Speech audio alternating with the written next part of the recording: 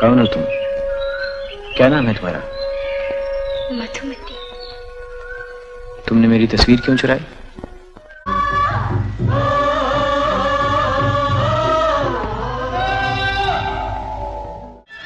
लेकिन कहानी में आता है एक क्रूर जमींदार।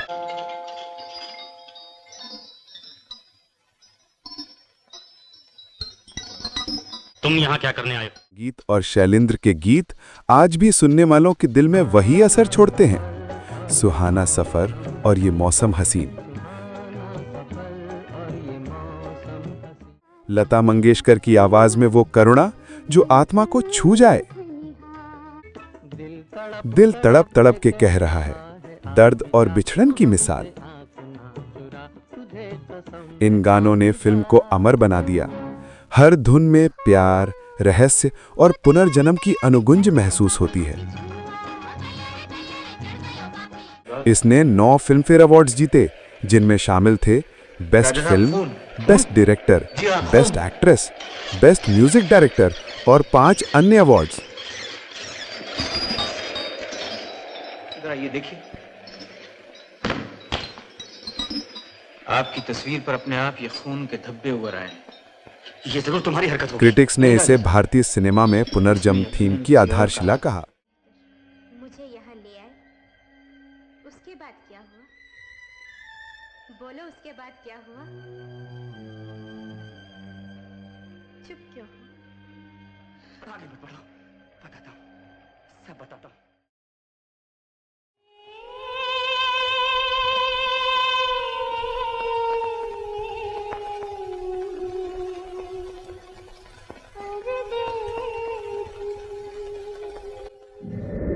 मधुमती हिंदी सिनेमा का पहला पुनर्जन्म।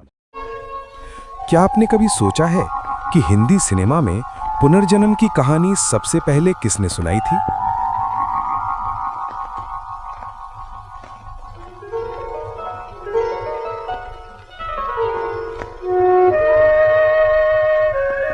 कौन हो तुम?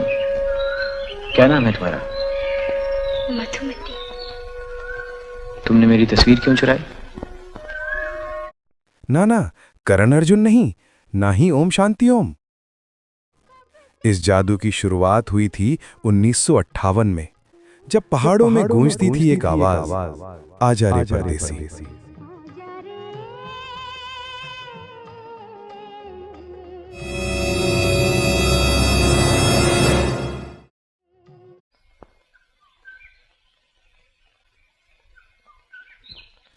और उसी के साथ शुरू हुई बिमल रॉय की महान कृति मधुमती।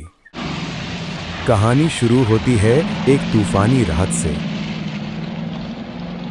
क्यों, क्या वजह? 8-10 बहुत देर। इंजीनियर देवेंद्र अपनी पत्नी और बच्चे को लेने स्टेशन जा रहा होता है। लगेगी वहाँ ऊपर एक जमींदार की हवेली है, वहाँ जाकर आप आराम करिए। हमारी फिक्र मत करो, जाओ जल्दी से आदमी लेकर आओ। पर रास्ते में भूस्खलन के कारण रुक जाता है। हवेली में चले, शायद वहाँ कुछ आग वाग का इंतजाम हो जाए। मैं यहीं बैठता हूँ, यहाँ ठहरने से रास्ता तो साफ नहीं हो जाएगा। चलो चलो। वो शरण लेता है एक पुरानी हवेली में। और आप लोग? रास्ते में रुकावट हो जाने की वजह से हमें रुक जाना पड़ा। थोड़ी देर ठहरने के लिए हमें जगह दोगे? जिसे देखकर उसके मन में अजीब सी बेचैनी होती है, जैसे वो जगह उसे पहले से जानती हो।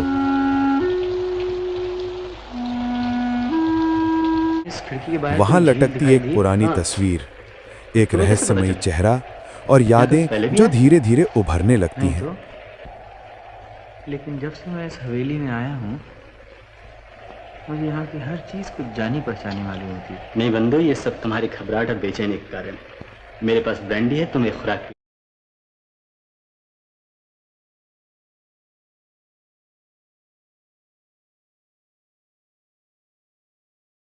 देवेंद्र बताने लगता है अपनी पिछली जिंदगी की कहानी।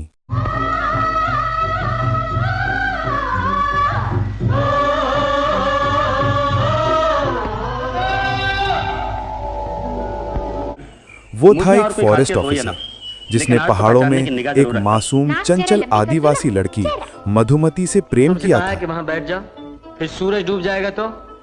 सूरज? हाँ। बाबूजी जानते हो सूरज कहाँ जाता है? लेकिन कहानी में आता है एक क्रूर जमींदार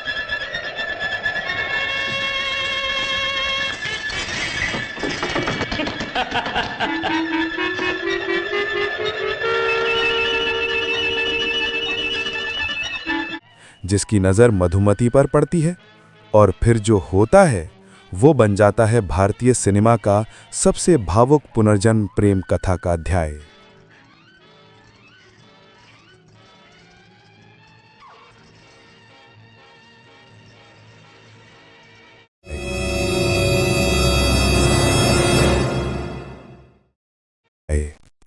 दिलीप कुमार का अभिनय इस फिल्म में एक अलग ही स्तर पर है, संवेदनशील, गहराई से भरा और बेहद नियंत्रित। वो फिर से गाड़ी आइए। उनके चेहरे के भाव ही कहानी बयां कर देते हैं। सुना आपने? वैजयंती माला, जिनका सौंदर्य और मासूमियत इस फिल्म में चरम पर थी, कभी चंचल, कभी रहस्यमयी और कभी दुख में डूबी आत्मा। उन्होंने मधुमती और माधवी दोनों किरदारों को जीवंत बना दिया। चुकी है, लेकिन बाबूजी नहीं मानते। आज आपको देख के प्राण, इस फिल्म के असली विलेन। उनकी आंखों में जो शातिरपन था, उसने दर्शकों के रोंगटे खड़े कर दिए।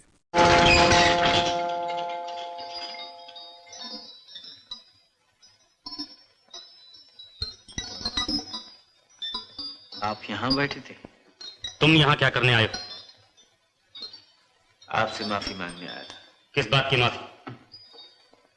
राय साहब, आप तो जानते हैं कि जवानी में इंसान से क्या क्या गलतियां होती हैं। सपोर्टिंग रोल में जॉनी वॉकर ने हल्के फुल्के हास्य से फिल्म को संतुलन दिया। एक ध्वनि और उछालो तो बताऊं। भाई वो तुम जवानी ले लेना, लेकिन पहले नीचे तो आओ। ऐसा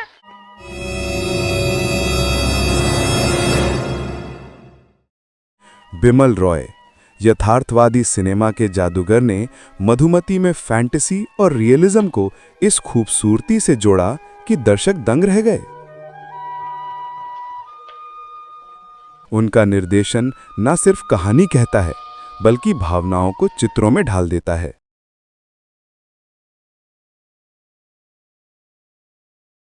कैमरा वर्क, दिलीप गुप्ता का सिनेमैटोग्राफी पर्वतीय धुंध, झरनों और हवेलियों के बीच जादू रचती है। काला सफेद फिल्म होने के बावजूद हर फ्रेम कविता बन गया।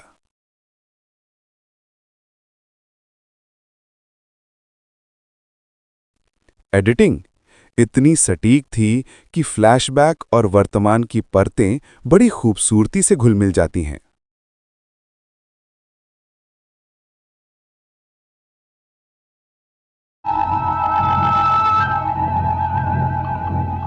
मधुमती में सुधेंदु रॉय का योगदान, हवेली और पहाड़ी इलाकों का डिजाइन। पूरी फिल्म का बड़ा हिस्सा पहाड़ी जंगलों, झरनों और पुराने हवेली नुमा बंगले के अंदर फिल्माया गया था। रॉय ने स्टूडियो सेट को इस तरह तैयार किया कि वो दर्शक को बिल्कुल असली पहाड़ों और हवेलियों का एहसास दे।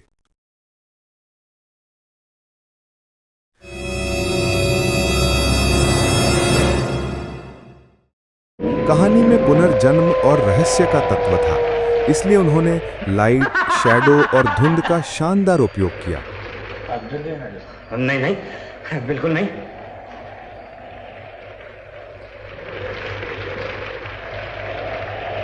पुराने हवेली के कमरों में डिम लाइटिंग और टेक्सचर्ड वॉल से डर और रहस्य का माहौल रचा गया। वही बाहर लाने की कोशिश करता है। ऐसा आप रूहों को मानते हैं?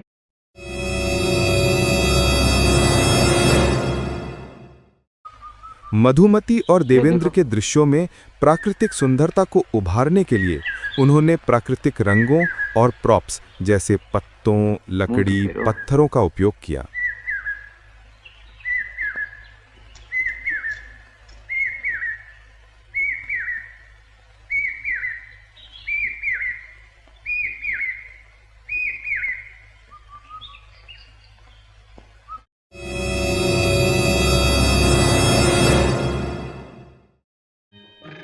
अगर कहानी आत्मा थी तो संगीत था उसकी धड़कन।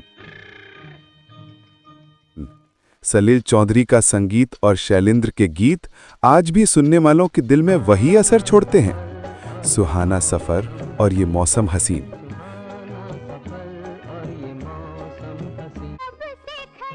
आजा रे परदेसी, लता मंगेशकर की आवाज में वो करुणा जो आत्मा को छू जाए। दिल तड़प तड़प के कह रहा है, दर्द और बिछड़न की मिसाल।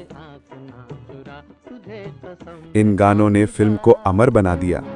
हर धुन में प्यार, रहस्य और पुनर्जन्म की अनुगुंज महसूस होती है।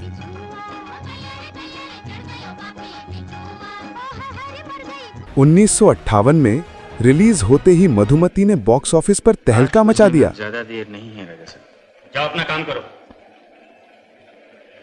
इसने 9 फिल्मफेयर अवार्ड्स जीते, जिनमें शामिल थे best film, best director, best actress, best music director और 5 अन्य अवार्ड्स। जरा ये देखिए, आपकी तस्वीर पर अपने आप ये खून के धब्बे उभर आए हैं। ये जरूर तुम्हारी हरकत होगी। क्रिटिक्स ने इसे भारतीय सिनेमा में पुनर्जन्म थीम की आधारशिला कहा। और कहा फिल्म ने आने वाली करण अर्जुन, कुर्बानी, कर्ज और ओम शांति ओम जैसी फिल्मों को प्रेरणा दी।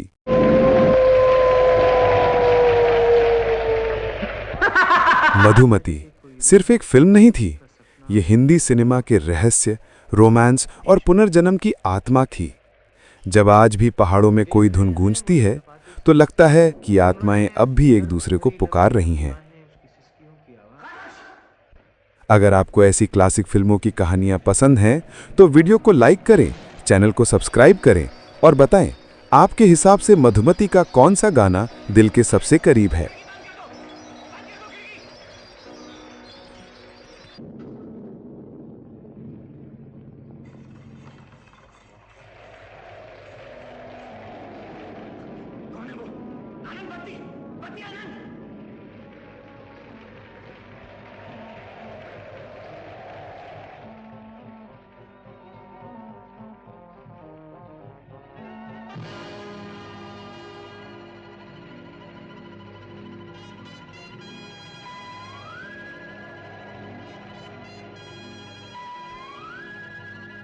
आगे मत बढ़ो, चली जाओ। मैं कहता हूं चली जाओ यहां से। आनंद, इसे कहो चली जाए। आज क्यों डरने लगे? याद है वो तूफानी रात जब तुम इनके जख्मी हो जाने की झूठी बात कहकर मुझे यहाँ ले आए? उसके बाद क्या हुआ? बोलो, उसके बाद क्या हुआ? चुप क्यों हो? आगे मत बढ़ो, बताता हूं, सब बताता हूं।